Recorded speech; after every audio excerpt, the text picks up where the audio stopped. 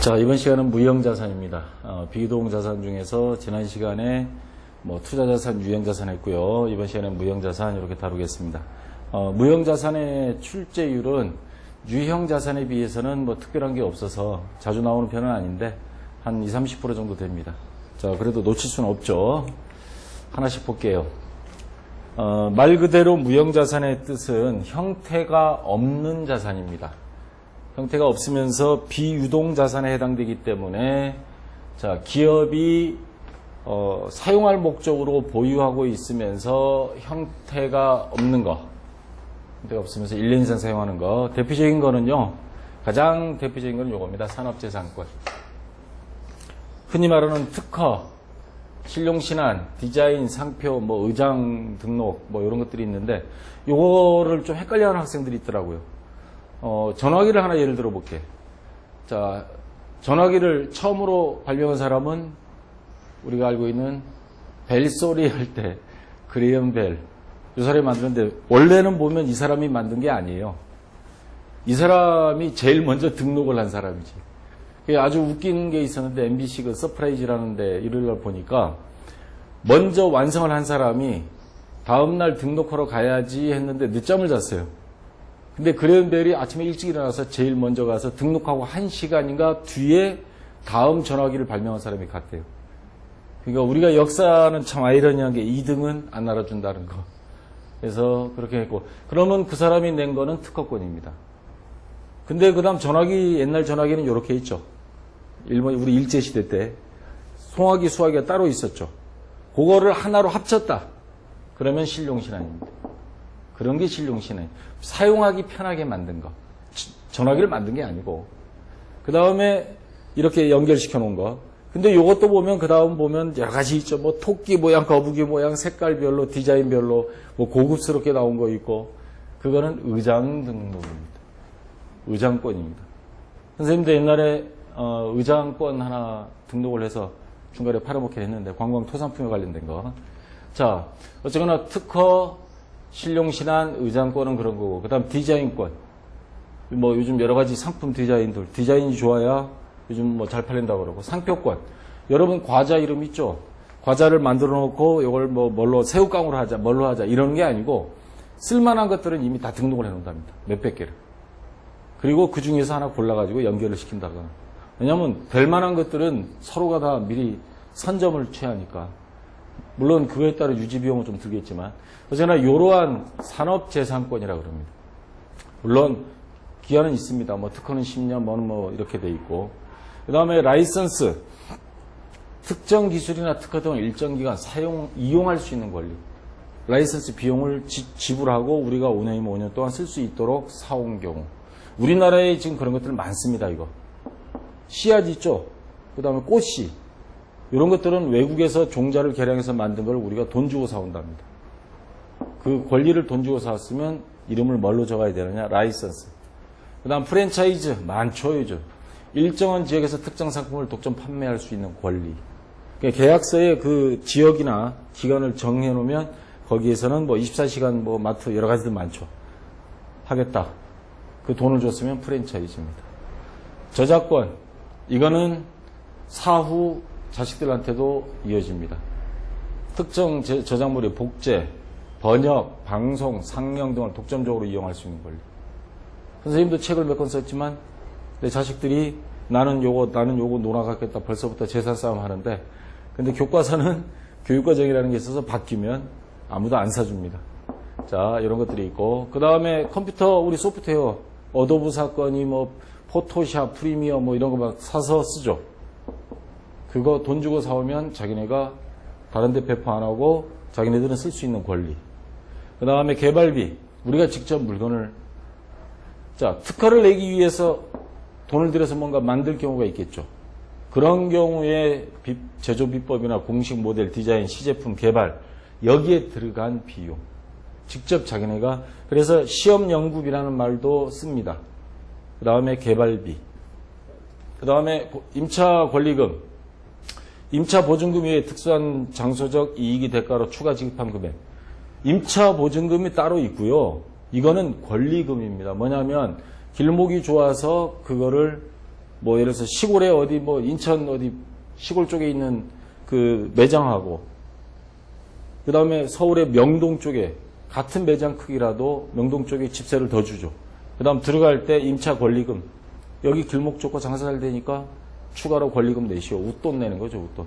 그런 경우에 대가로 추가 지급했을 때 임차 권리금이라고 씁니다. 그 다음에 광업권 이거 많이 쓰는 건 아닌데 광업회사에서 광물을 채취하기 위해서 자기네가 정부에 내는 겁니다. 광업권 신청하고 영업권. 자, 아까 인천에 있는 그 가게를 우리가 인수받았어요.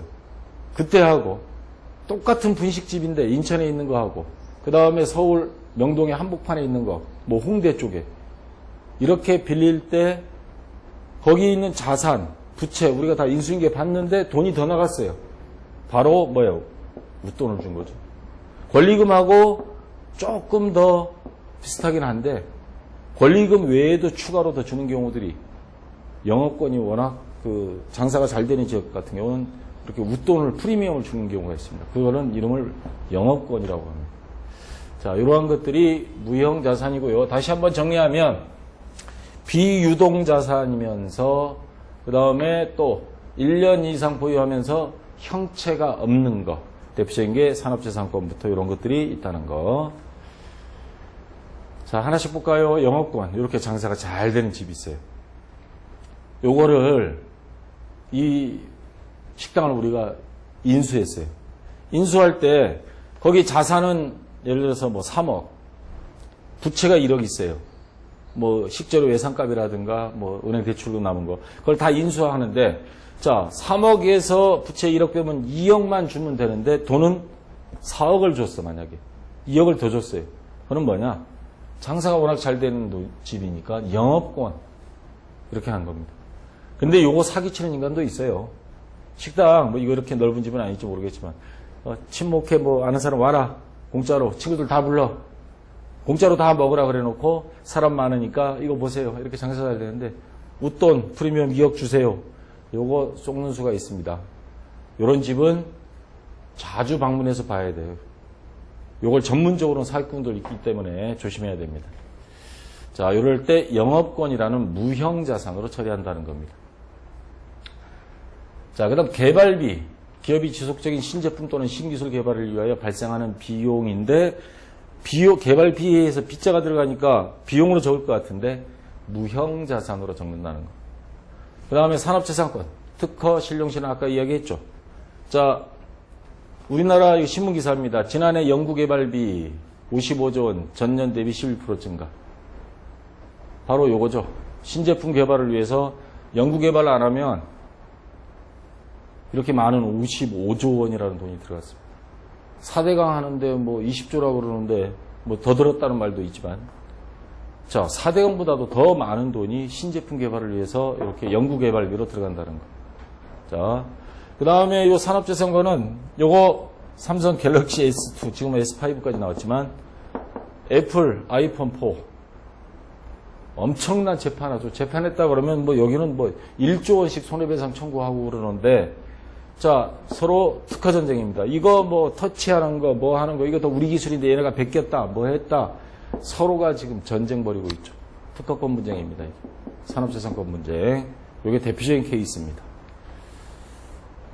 자, 그 다음 컴퓨터 프로그램 소프트웨어를 구입했을 경우에 전산회계 같은 경우 프로그램도 사옵니다. 그래서 업무 관리를 위해 소프트웨어를 구입한 경우 이름은 그냥 소프트웨어도 쓰고 컴퓨터 소프트웨어 그 계정 과목은 둘 중에 하나 아무거나 써도 되고요. 돈 주고 사왔으면 대변에 현금. 프랜차이즈는 아까 이야기했죠. 일정한 지역에서 상품이나 용역을 독점적으로 사용할 수 있는 대가. 자, 그래서 계약을 체결한 경우 대변에 돈 나가면 차변에 프랜차이즈 이렇게 적으면 된다는 겁니다. 자, 그 다음에 무형자산도 아까 이야기했지만 특허 이런 특허증입니다. 10년 그러면 10년 지나면 이게 약발이 다 없어진다는 거죠. 그러면 10년 후에 갑자기 뭐 100억짜리 특허권 장부상에 빼버리면 자산 감소가 돼서 그만큼 돈 벌어놓고도 적자로 장부에 나올 수가 있어요. 그럼 투자자들이 도망가 버리니까 이거를 꾸준히 10년이면 10년에 걸쳐서 비용으로 처리합니다. 그리고 특이한 거는 뭐냐면 직접법을 쓴다는 거. 우리나라는 유형자산은 감가상각을 아까 간접법 한다고 그랬죠.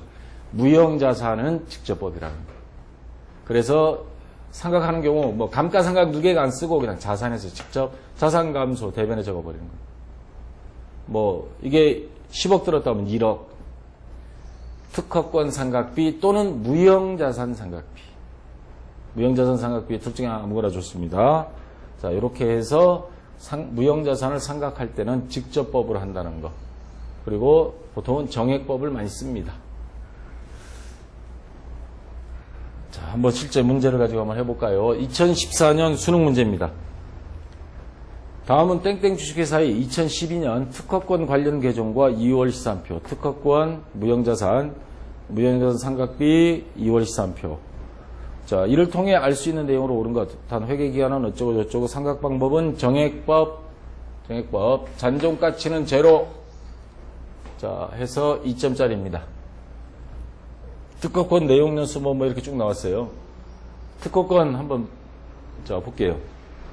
내용연수란 말이 지금 여기 안 나왔는데, 자, 무형자산 상각비가 여기 10,000원이 있습니다. 특허권은 얼마 주고 산 거냐면, 자, 요거 10만원 주고 특허권을 산 거죠. 그러면 10,000원을 했다는 거는 잔존가치가 없으면 내용연수, 자, X, 10만원, 마이너스 제로는 10,000원이 나왔다고 하는 거는 10년이란 소리죠. 그래서 이거는 아니고요. 그 다음에 특허권이 취득원가는 9만원이다. 10만원이죠. 현금 주고 사온 거니까 이것도 틀렸습니다. 특허권 상각의 기장 방법은 간접법이다. 여기 보면 특허권 바로 그냥 빼가지고 10,000원, 9만원 적어놨죠. 10,000원 빼가지고. 자, 요거 분개하면 엑스맨 놀이. 대변이 되죠. 오른쪽에 오니까. 무형자산 상각비 특허권. 그래서 직접법으로 감가상각 누계액이 안 나왔잖아요. 그래서 직접법이라는 거. 2012년 결산 시, 지금 이게 2012년이죠. 12월 31일. 특허권 상각 금액은 10,000원이다. 맞죠? 맞고요. 2012년 결산 시 재무 상태에 표시되는 산업재산권 특허권은 10,000원 빼니까 얼마예요? 90,000원이죠. 이거 틀렸습니다. 그래서 정답은 4번이 정답이 되겠습니다. 아, 그렇게 어려운 거 아니니까 이제 2점만 준 것 같아요. 자, 2번 문제. 그림은 땡땡 주식회사가 세모 기업을 인수함에 따라 회계 담당자가 처리하면서 직면한 상황이다. 이를 해결하기 위한 방안으로 옳은 것. 제시된 금액은 공정가치이다. 2014년 수능 예비시험 6월달에 본 건데 3점짜리입니다. 자, 우선 요 그림을 봐야 알겠어요. 자산 총액이 900만 원, 부채가 400만 원인 기업을, 세모기업을 인수하고 현금 600만 원을 지급하였는데, 자, 자산이 900인데 부채를 400만 원 빼면 500만 원짜리 회사죠. 자본이 500만 원짜리를 600만 원 주고 샀어요. 100만 원 더 주고. 자, 차변에 자산 900만 원 기록하고 대변에는 부채 400만 원과 현금 600만 원 기록하면 차변과 대변 금액 차이 100만 원이 생기는데 어떻게 회계 처리하지? 웃돈 주고 사왔다는 겁니다. 아까 영업권 설명할 때 나온 거죠. 그러면 자, 요거 분개할 때 차변에 자산, 뭐 자산 여러 가지가 있겠죠. 900만 원. 그 다음에 대변에 부채 400만 원. 근데 돈은 현금을 600만 원을 줬어요. 요 카메라 이쪽에 잡혔어요?